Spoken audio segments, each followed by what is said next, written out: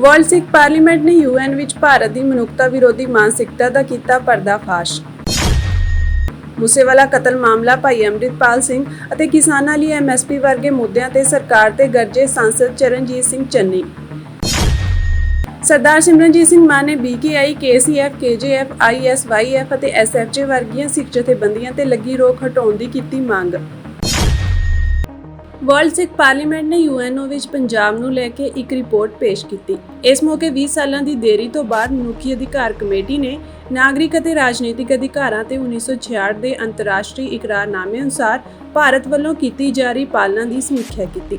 World ਸਿੱਖ parliament ਨੇ ਪੰਜਾਬ ਸੰਬੰਧੀ 24 ਪੰਨਿਆਂ ਦੀ ਇੱਕ ਰਿਪੋਰਟ ਪੇਸ਼ ਕੀਤੀ ਅਤੇ ਮਨੁੱਖੀ ਅਧਿਕਾਰ ਕਮੇਟੀ ਦੇ ਮੈਂਬਰਾਂ ਨਾਲ ਮੁਲਾਕਾਤ ਕੀਤੀ। ਵਰਲਡ ਸਿੱਖ ਪਾਰਲੀਮੈਂਟ ਦੇ ਡੈਲੀਗੇਸ਼ਨ ਵਿੱਚੋਂ ਭਾਈ ਰਣਜੀਤ ਸਿੰਘ ਸਰਾਏ, ਭਾਈ ਮਨਪ੍ਰੀਤ ਸਿੰਘ ਤੇ ਭਾਈ ਗੁਰਪ੍ਰੀਤ ਸਿੰਘ ਨੇ ਮਨੁੱਖੀ ਅਧਿਕਾਰ ਕਮੇਟੀ ਦੇ ਮੈਂਬਰਾਂ ਵੱਲੋਂ ਪੁੱਛੇ ਗਏ ਸਵਾਲਾਂ ਦੇ ਉੱਤਰ ਦਿੱਤੇ। ਇਸ ਤੋਂ ਇਲਾਵਾ ਡੈਲੀਗੇਸ਼ਨ ਵਿੱਚ ਭਾਈ ਜੋਗਾ ਸਿੰਘ, ਭਾਈ ਪ੍ਰਿਤਪਾਲ ਸਿੰਘ, ਭਾਈ ਅਮਰੀਕ ਸਿੰਘ ਸਹੋਤਾ, ਹਰਜੋਤ ਸਿੰਘ, ਜਤਿੰਦਰ ਸਿੰਘ ਆਦਿ ਸ਼ਾਮਿਲ ਹੋਏ। ਇੰਡੀਆ ਦਾ ਰਿਵਿਊ ਹੋਣਾ ਚਾਹੀਦਾ ਸੀ 2002 ਵਿੱਚ, ਜਿਹੜਾ ਕਿ ਪਿਛਲੇ 4-5 ਦਿਨ ਪਹਿਲਾਂ ਹੋਇਆ। ਸੋ ਇਹ ਤਕਰੀਬਨ 25 ਸਾਲ ਇਹਨਾਂ ਨੇ ਡਿਲੇ ਕੀਤਾ ਅਤੇ ਇਹਨਾਂ ਨੇ ਇਸ ਢੰਗ ਨਾਲ ਕੀਤਾ ਕਿ ਜਿਹੜੀ ਹਿਊਮਨ ਰਾਈਟਸ ਕਮੇਟੀ ਆ ਉਹ ਹਰੇਕ ਮੁਲਕ ਤੋਂ ਅਪਡੇਟ ਰਿਪੋਰਟ ਮੰਗਦੀ ਆ। ਅਪਡੇਟ ਰਿਪੋਰਟ ਦੇ ਆਧਾਰ 'ਤੇ ਰਿਵਿਊ ਕੀਤਾ ਜਾਂਦਾ, ਅਗਲਾ ਰਿਵਿਊ। ਸੋ ਇੰਡੀਅਨ ਸਟੇਟ ਨੇ ਜਾਣ ਬੁੱਝ ਕੇ ਆਪਣੀ ਅਪਡੇਟ ਰਿਪੋਰਟ ਨਹੀਂ ਦਰਜ ਕੀਤੀ। ਸੋ ਅੰਤ ਵਿੱਚ ਹਿਊਮਨ ਰਾਈਟਸ ਕਮੇਟੀ ਨੇ ਆਪਣਾ ਪ੍ਰੋਸੈਸ ਚੇਂਜ ਕੀਤਾ, ਬਦਲ ਦਿੱਤਾ ਕਿ ਆਹ ਕਰਨਾ ਹੀ ਕਰਨਾ ਰਿਵਿਊ, ਚਾਹੇ ਤੁਸੀਂ ਅਪਡੇਟ ਰਿਪੋਰਟ ਭੇਜੋ ਜਾਂ ਨਾ ਭੇਜੋ।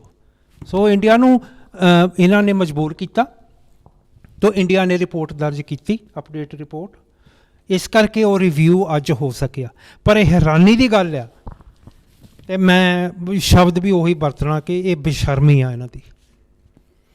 ਇਹਨਾਂ ਦਾ ਜਿਹੜਾ ਮੁਖੀ ਉੱਥੇ ਪਹੁੰਚਿਆ, UN ਦਾ ਜਿਹੜਾ ਐਂਬੈਸਡਰ ਆ ਇੰਡੀਆ ਦਾ ਜਨੀਵਾ ਵਿੱਚ, ਉਹਨੇ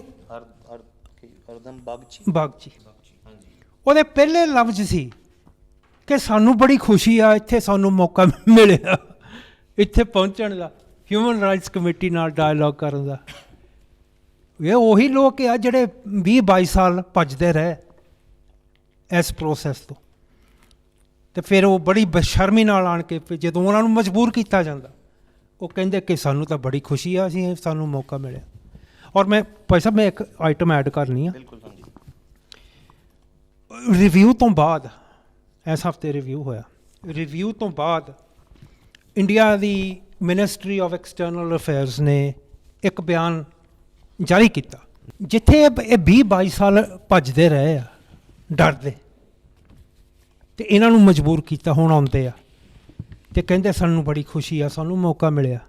ਹੁਣ ਇਹਨਾਂ ਦੀ ਜਿਹੜੀ ਬਿਆਨਬਾਜ਼ੀ ਹੋ ਰਹੀ ਆ, ਮਿਨਿਸਟਰੀ ਆਫ ਐਕਸਟਰਨਲ ਅਫੇਅਰਸ ਦਾ ਬਿਆਨ ਆ ਆਫੀਸ਼ੀਅਲ 2 ਦਿਨ ਪਹਿਲਾਂ, ਇਹ ਕਹਿੰਦੇ ਕਿ ਇੱਥੇ ਸਾਡੀ ਡੈਲੀਗੇਸ਼ਨ ਉੱਥੇ ਜਾ ਕੇ ਅਸੀਂ ਤਾਂ ਬੜਾ ਸਪਸ਼ਟ ਕੀਤਾ ਕਿ ਇੰਡੀਆ ਦਾ ਕੌਨਸਟੀਟਿਊਸ਼ਨ, ਇੰਡੀਆ ਦੇ ਕਾਨੂੰਨ, ਇੰਡੀਆ ਦੇ institutions, judiciary, national human rights commission, ਇਹ ਸਭ ਗਾਰੰਟੀ ਕਰਦੇ ਆ ICCPR ਦੇ ਹੱਕ, ਜਦ ਸਾਰੀ ਦੁਨੀਆ ਨੂੰ ਪਤਾ ਕਿ ਉੱਥੇ ਹਿਊਮਨ ਰਾਈਟਸ ਦਾ ਘਾਣ ਹੁੰਦਾ।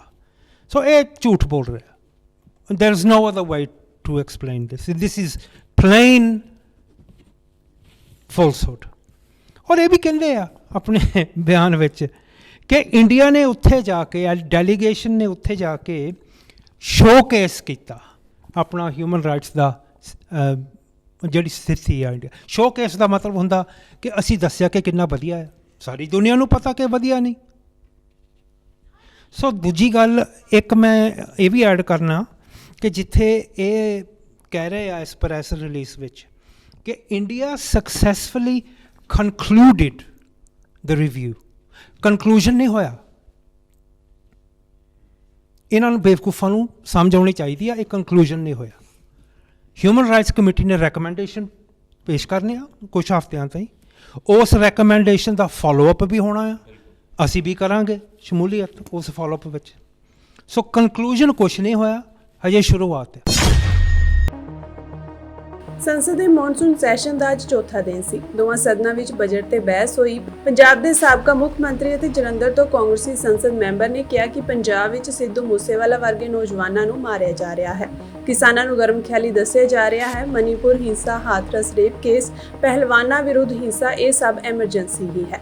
ਸੰਸਦ ਮੈਂਬਰ ਚਰਨਜੀਤ ਸਿੰਘ ਚੰਨੀ ਨੇ ਬਜਟ ਦੇ ਚਰਚਾ ਦੌਰਾਨ ਕਿਹਾ ਕਿ ਸਦਨ ਵਿੱਚ ਪ੍ਰਧਾਨ ਮੰਤਰੀ ਅਤੇ ਵਿੱਤ ਮੰਤਰੀ ਕਿੱਥੇ ਹਨ। ਅਸੀਂ ਜਾਣਨਾ ਚਾਹੁੰਦੇ ਹਾਂ ਕਿ ਤੁਸੀਂ ਬਜਟ ਵਿੱਚ ਸਾਨੂੰ ਕੀ ਦਿੱਤਾ ਹੈ। ਚਰਨਜੀਤ ਸਿੰਘ ਚੰਨੀ ਨੇ ਸੰਸਦ ਵਿੱਚ ਭਾਈ ਅੰਮ੍ਰਿਤਪਾਲ ਸਿੰਘ ਦੀ ਗ੍ਰਿਫਤਾਰੀ ਦਾ ਵੀ ਮੁੱਦਾ ਚੁੱਕਿਆ। ਚਰਨਜੀਤ ਸਿੰਘ ਚੰਨੀ ਨੇ ਕਿਹਾ ਕਿ ਭਾਈ ਅੰਮ੍ਰਿਤਪਾਲ ਸਿੰਘ ਨੂੰ ਖਡੂਰ ਸਾਹਿਬ ਦੀ ਜਨਤਾ ਨੇ ਵੱਡੇ ਫਰਕ ਦੇ ਨਾਲ ਜਿਤਾਇਆ ਸੀ, ਪਰ ਇਸ ਸਭ ਦੇ ਬਾਵਜੂਦ ਵੀ ਭਾਈ ਅੰਮ੍ਰਿਤਪਾਲ ਸਿੰਘ ਨੂੰ ਰਿਹਾ ਨਹੀਂ ਕੀਤਾ ਗਿਆ।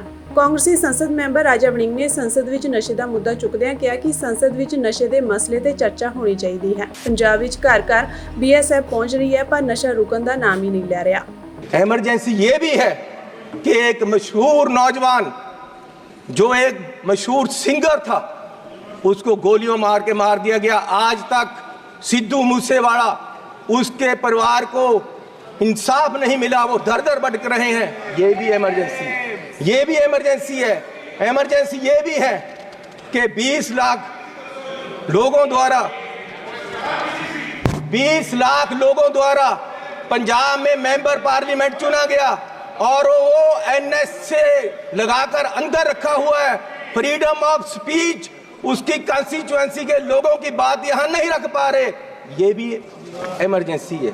एमरजेंसी ये भी है कि विपक्ष के व्यक्तियों को केंद्रीय एजेंसियां कार्रवाई करने के लिए छोड़ दी जाती, उनको अंदर रखा जाता है। ये भी एमरजेंसी है। एमरजेंसी ये भी है कि हजारों किसान, उनको खालिस्तानी कहा जाता है जब वो अपनी मांग रखते हैं। अरे पंजाब कोई देश की धरती नहीं है, पंजाब हमारे देश की धरती है। हरियाणा में नेशनल हाईवे को पक्का जाम कर दिया है और किसान यहाँ तक नहीं आ पा रहे, उनको मिला नहीं जा रहा। ये भी एमरजेंसी है।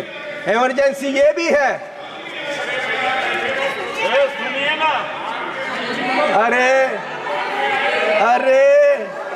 अरे फीलिंग ले लो। गद्दारी का मूल्य मिला है आपको, इसकी फीलिंग ले लो, अच्छा लग रहा है। एमरजेंसी ये भी है कि देश का एक राज्य मणिपुर पिछले 1.5 साल से जल रहा है और उसको अपने हाल पे छोड़ दिया गया है।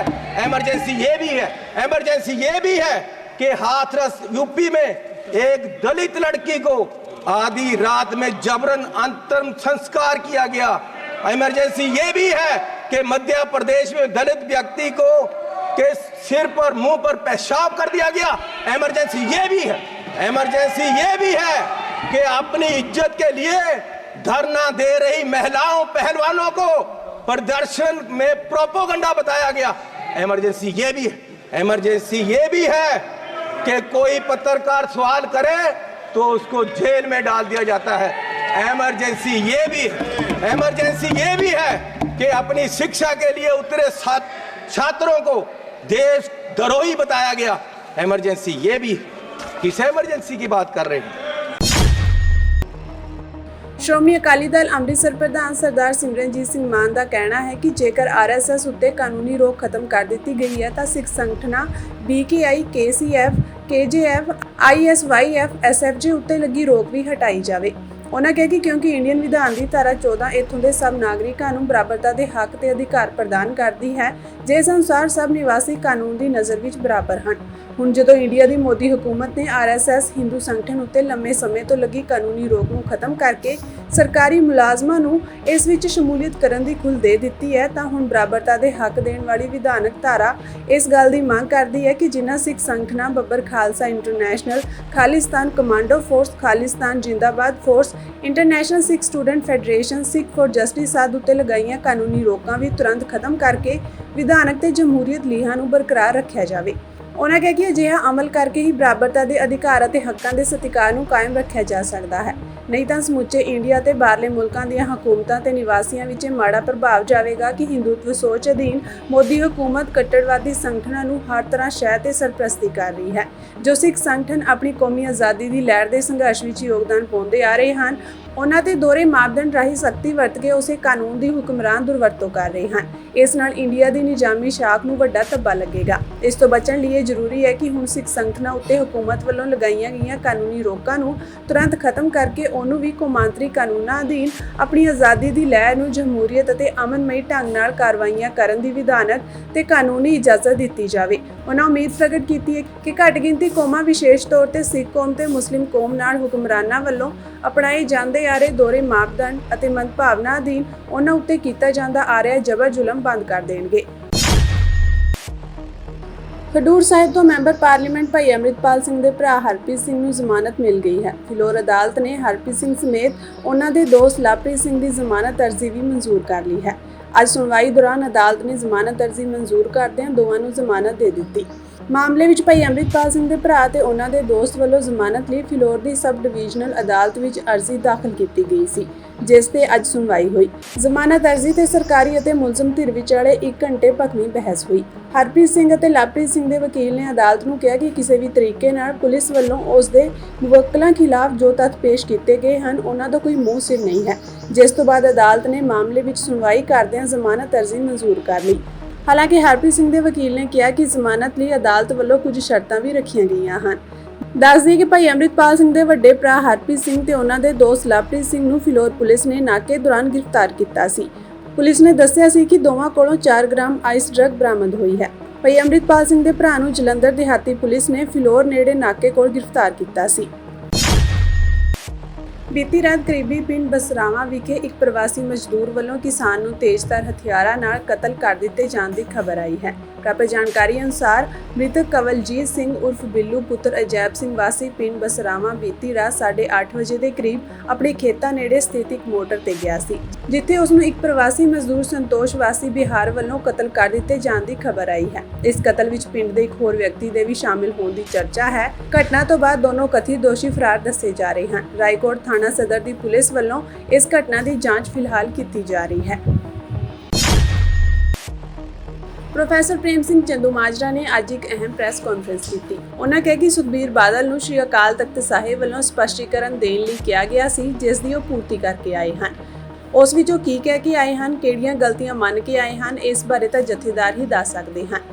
ਹੁਣ ਅੱਗੇ ਜਥੇਦਾਰ ਸਾਹਿਬਾਨ ਤੇ ਪੰਜ ਸਿੰਘ ਸਾਹਿਬਾਨ ਬੈਠ ਕੇ ਕੀ ਫੈਸਲਾ ਲੈਂਦੇ ਹਨ, ਉਹ ਵੇਖਣਾ ਹੋਵੇਗਾ। ਪ੍ਰੋਫੈਸਰ ਪ੍ਰੇਮ ਸਿੰਘ ਚੰਦੂਮਾਜਰਾ ਨੇ ਕਿਹਾ ਕਿ ਜਦੋਂ ਵੀ ਕੁਝ ਗਲਤ ਹੋਇਆ ਅਸੀਂ ਚੁੱਪ ਰਹੇ, ਇਸ ਕਰਕੇ ਅਸੀਂ ਵੀ ਕਸੂਰਵਾਰ ਹਾਂ, ਤਾਂ ਹੀ ਅਸੀਂ ਸ਼੍ਰੀ ਅਕਾਲ ਤਖਤ ਸਾਹਿਬ ਜਾ ਕੇ ਆਪਣੀ ਗਲਤੀ ਮੰਨ ਕੇ ਆਏ ਹਾਂ। ਹੁਣ ਇਸ ਬਾਰੇ ਵੀ ਜਥੇਦਾਰ ਨੇ ਫੈਸਲਾ ਲੈਣਾ ਹੈ। ਉਹਨਾਂ ਕਿਹਾ ਕਿ ਸ਼੍ਰੋਮਣੀ ਅਕਾਲੀ ਦਲ ਦੇ ਪ੍ਰਧਾਨ ਸੁਖਬੀਰ ਸਿੰਘ ਬਾਦਲ ਨੂੰ ਵੀ ਤਿਆਗ ਦੀ ਭਾਵਨਾ ਦਿਖਾ ਕੇ ਪ੍ਰਧਾਨਗੀ ਛੱਡ ਦੇਣੀ ਚਾਹੀਦੀ ਹੈ।